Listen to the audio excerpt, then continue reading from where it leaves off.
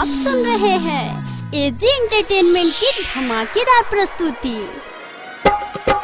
DJ Arman Siddiqui मेहरवा।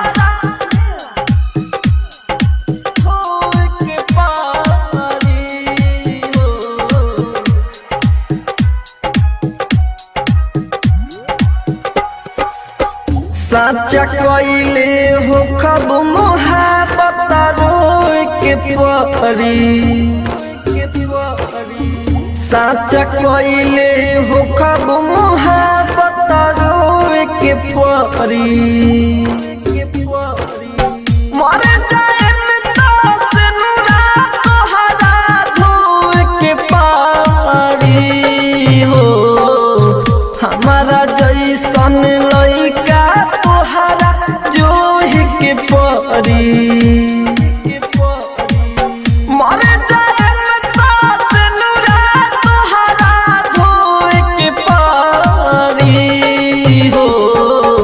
साचा कइले हो खब मोहब्बत रोए के परी। मर जाएम तास नुरा तोहरा धोए के पारी हो। मर जाएम तास नुरा तोहरा mix by A G recording studio. धोए के पारी। डीजे अरमान सिद्दीकी मेहरवा। मर जाएम तास नुरा तोहरा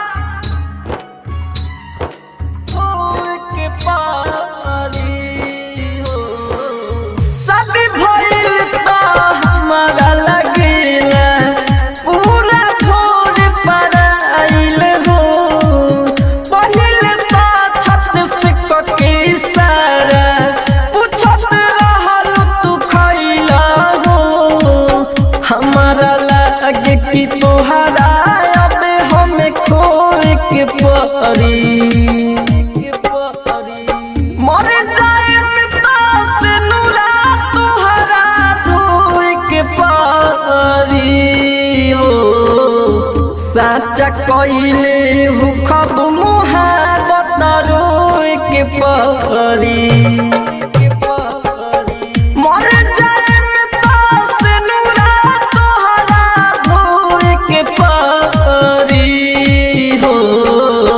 मर जाएम तास नुरा तोहरा आप सुन रहे हैं एजी एंटरटेनमेंट की धमाकेदार प्रस्तुति। डीजे अरमान सिद्दीकी मेहरवा। मर जाएम तास नुरा तोहरा धोए के पारी हो। राइटर विदेशी से काहे गोरी मुहावा फेर के रहेलू। राज राजधानी के पाके सुना उनके ओरी तू बाहेलू। मन बुझे नहीं बतिया त हमारा सोए के परी।